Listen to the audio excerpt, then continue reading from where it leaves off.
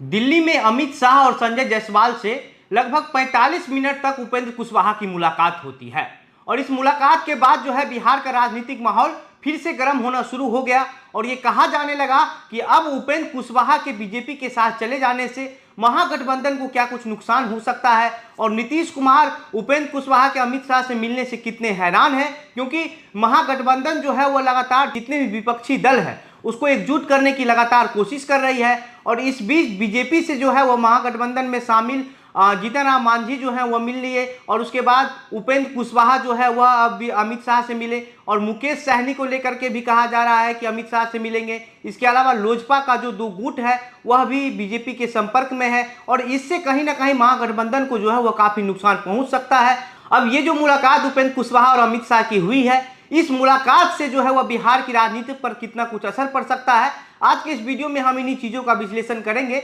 लेकिन उससे पहले नमस्कार, मेरा नाम घनश्याम सिंह है और आप द बिहार प्रोजेक्ट देख रहे हैं। दरअसल उपेंद्र कुशवाहा की मुलाकात जो है अमित शाह से होती है और वहां पर संजय जायसवाल भी मौजूद होते हैं। लगभग 45 मिनट तक ये मुलाकात होती है और इस मुलाकात के बाद जब संजय जायसवाल से ये पूछा जाता है कि क्या उपेंद्र कुशवाहा एनडीए में आने वाले हैं, तो संजय जायसवाल का कहना यही होता है कि उपेंद्र कुशवाहा एनडीए में आ रहे हैं कि नहीं आ रहे हैं, इस पर अभी कुछ नहीं कहा जा सकता है। लेकिन कयास ये लगातार लगाया जा रहा है कि उपेंद्र कुशवाहा जो है वो बीजेपी के साथ चले जाएंगे और ये जो कयास लगाया जा रहा था, ये जो मुलाकात हुई है इसके बाद और ज़्यादा तेज हो गई है कि अब जो है उपेंद्र कुशवाहा का बीजेपी के साथ जाना तय है। उपेंद्र कुशवाहा अगर बीजेपी के साथ चले जाते हैं तो महागठबंधन के साथ साथ नीतीश कुमार को निजी तौर पर भी काफ़ी नुकसान पहुंचने वाला है और इसका वजह यह है कि नीतीश कुमार जो है वह कुर्मी और कोयडी की राजनीति करते हैं, लवकुश समीकरण को लेकर के आगे बढ़ते हैं और वही राजनीति जो है उपेंद्र कुशवाहा भी करते हैं। उपेंद्र कुशवाहा की भी अपनी जाति में काफ़ी अच्छी पकड़ है,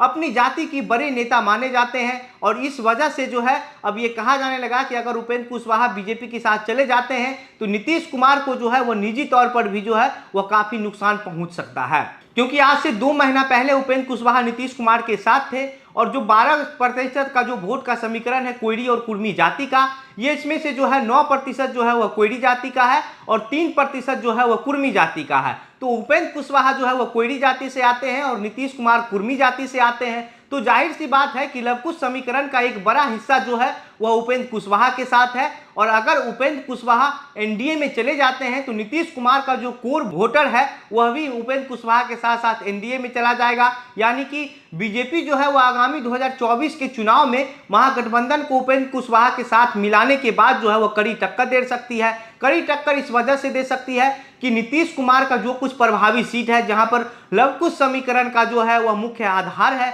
और उस आधार को काटने के लिए बीजेपी उपेंद्र कुशवाहा को कुछ सीट दे करके जो है वहां से चुनाव लड़वा सकती है और उसके बाद नीतीश कुमार को जो है वहां से निजी तौर पर काफ़ी नुकसान पहुंचेगा। और नुकसान पहुंचने का वजह यह भी है कि बीजेपी लगातार जो है वह छोटे पार्टियों को जो है वह अपने पक्ष में लाने की कोशिश कर रही है। जैसे आप मुकेश सहनी की बात कर लिए तो मुकेश सहनी का जो पकड़ है वो मल्लाह जाति पर काफ़ी अच्छा पकड़ है। मल्लाह जाति का जो कुछ ही वोट को अगर छोड़ दिया जाए इक्का दुक्का तो छोड़ करके जो है सारा का जो सारा जो मल्लाह वोटर है वो मुकेश सहनी के साथ पूरी तरीके से जो है वह खुल करके खड़ा होता है। और उसके बाद आप ये कर लीजिए कि दलित की राजनीति करने वाले लोजपा का दो गुट है, पशुपति पारस और चिराग पासवान, अटकलें लगाई जा रही इन लोगों को लेकर के भी, ये लोग भी बीजेपी के संपर्क में है और चुनाव से पहले बीजेपी के साथ चले जाएंगे। और उसके बाद उपेंद्र कुशवाहा भी अगर साथ चले जाते हैं तो आप इस आधार पर ये समझ सकते हैं कि किस तरीके से जो है वो महागठबंधन को बीजेपी नुकसान पहुंचा सकती है। क्योंकि 2024 का जो लोकसभा चुनाव होने वाला है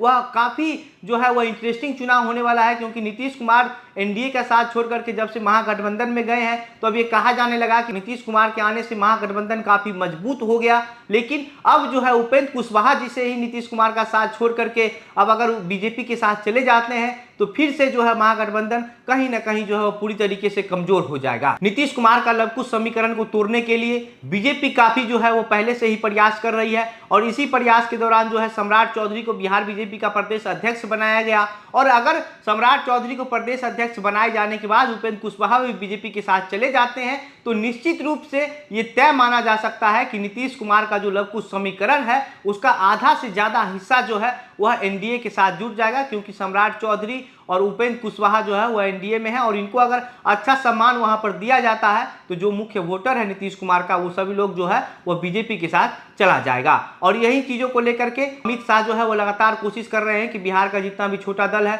उसको अगर वो अपने हिस्से में कर लेते हैं तो बीजेपी का जो मुख्य वोटर है, जो अगला जाति का वोट कहा जाता है, और बनिया जाति का वो जो वोट है वो बीजेपी के साथ ही है। और अगर ये लोग बीजेपी के साथ हो जाते हैं तो 2024 का चुनाव में अमित शाह को जो है वो नीतीश कुमार और तेजस्वी यादव को टक्कर देने में जो है वो काफी ज्यादा परेशानी भी नहीं होने वाला है। और 2024 का लोकसभा चुनाव जो है वो बीजेपी काफी आसानी से अपने पाले में भी कर सकती है। अगर आप वोटरों की जनाधार की बात कर लीजिए तो उपेंद्र कुशवाहा, मुकेश सहनी और चिराग पासवान, पशुपति पारस, इन सभी लोगों के पास जितना वोट का आधार होता है वो ही कहा जाता है कि 12% से भी ज्यादा वोटों का जो आधार है, जनाधार है, वह जो है इन लोगों के साथ है। और अगर ये लोग बीजेपी के साथ चले जाते हैं तो जितना संख्या है वोटों का जो जनाधार है वह 12% ज्यादा है, तो वो किसी भी चुनाव में जो है वह अपनी हिसाब से किसी पार्टी को जीत दिलाने और हार दिलाने में जो है वो काफी अहम भूमिका निभा सकती है। बाकी इस पूरे मामले पर आप क्या सोचते हैं? आपको क्या लगता है कि क्या उपेंद्र कुशवाहा के